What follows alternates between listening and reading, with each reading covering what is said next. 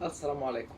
My name is Ziad Badr and that's my first English video in my channel. If you're new, don't forget to subscribe, like and share the video. Today we are going to talk about quality versus quantity in your training. How to optimize quality for a better quantity.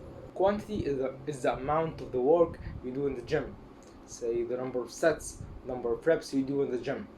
But the quality is how you do that work, how you do your reps, how you do your sets, how effective is your sets. Okay, without further talking, let's take an example. Let's say someone was doing bench press. First, we want to analyze the pectoralis major. The whiteboard. Here it is. The pectoralis major. It inserts in the humerus.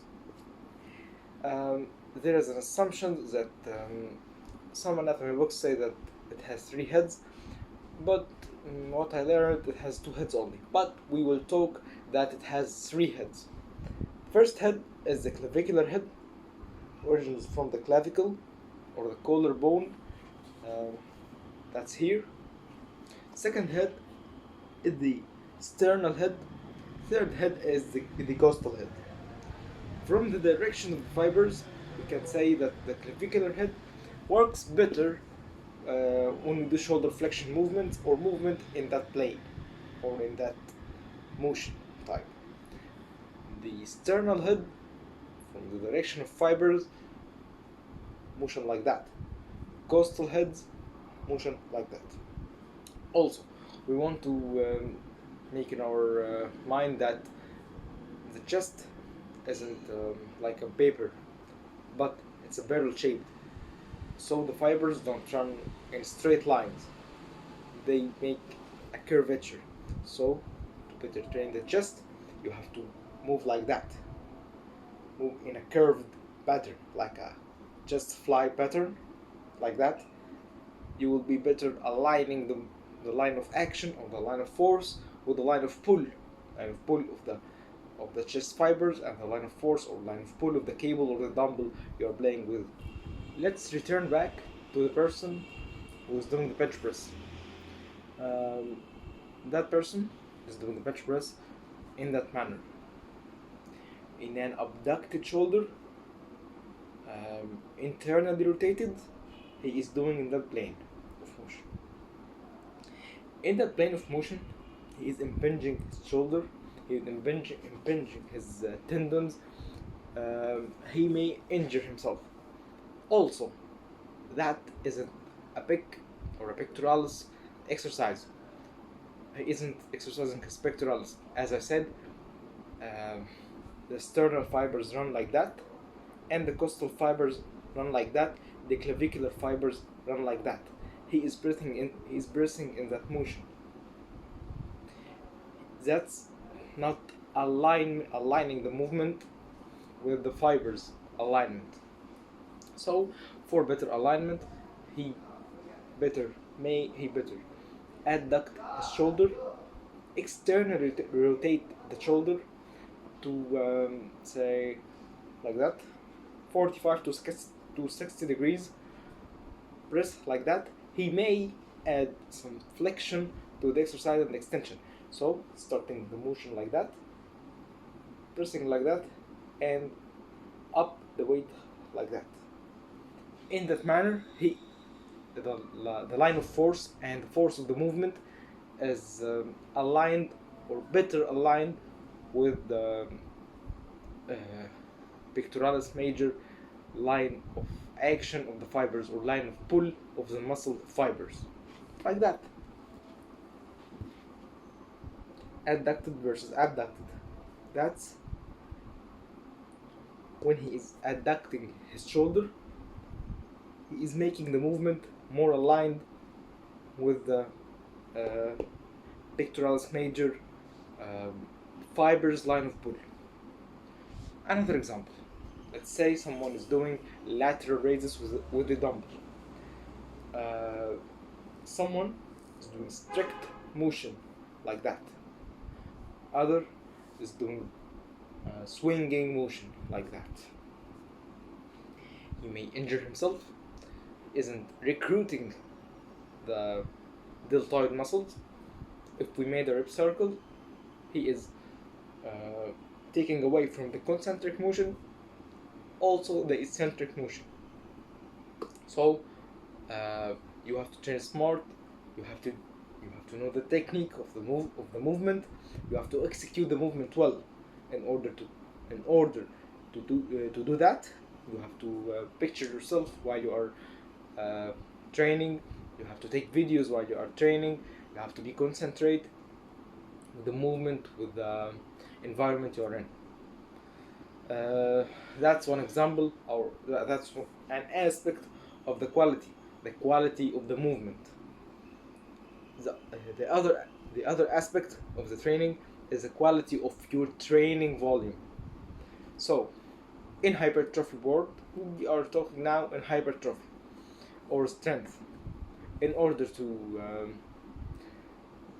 increase your strength or make an adaptation, you have to be, in order to do mechanical tension, you have to be recruiting all high threshold motor units. You have to be producing high force. You have to be moving the bar with low speed or low velocity, as the force velocity relationship says that in order to produce high force, you have to do the fibers must be contracting with low velocity. That's in order to produce high force and do mechanical tension. Plyometric training or explosive training recruit high threshold motor units, but you are doing low force. Why? Because those movements are in high speeds. So you are recruiting the high threshold motor units, but you don't do high force. So mechanical tension, there is no mechanical tension. Okay. So how the muscle contracts? The central nervous system sends impulse, and it reaches the muscles, make the muscle contract. That's what I say briefly. Briefly. That's how the muscle contracts. So when you fatigue, when you are doing multiple number of sets, you are doing high volume, you are doing very, very excessive high volume, you do fatigue. And when fatigue accumulates and your central nervous system fatigues, it can't send enough impulses for the high threshold motor units to be recruited.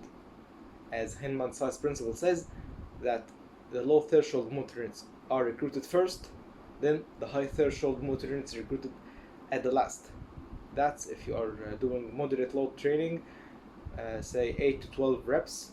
The first 4 reps or 5 reps, you are recruiting the low threshold motor units as fatigue accumulates, and the muscle fatigues as the low threshold motor units muscle fibers fatigues, the high threshold come into play.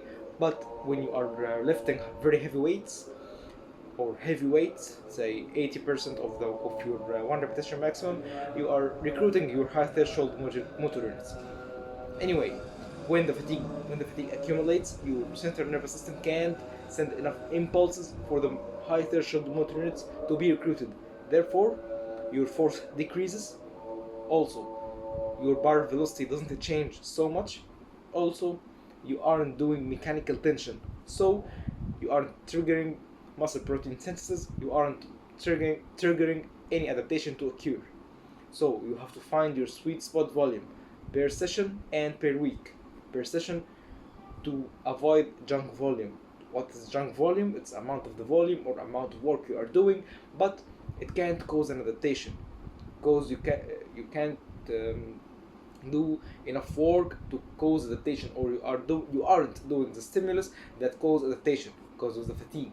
You are doing very excessive volume. So you have to do the right quantity with the right quality to gain adaptation. That's my video today. So for me, for example, my per session volume is 15 sets. 4 of them is compound sorry, 5 or 6 sets for compounds and the other for isolations. Because if I did more compound moves or more compound sets, fatigue accumulates, and central nervous system fatigue accumulates, and most of the other volume be junk volume. So I found my sweet spot. I take videos of myself while I'm training, and I'm evaluating the movement and make someone help me. Another eye with you isn't something a shame. No, it can be beneficial for you. So train hard, train smart, find your sweet spot. That's it. I hope you like the video. Don't forget to like, subscribe, share the video. If you have any thoughts for me, write that in the comments. Assalamu alaikum.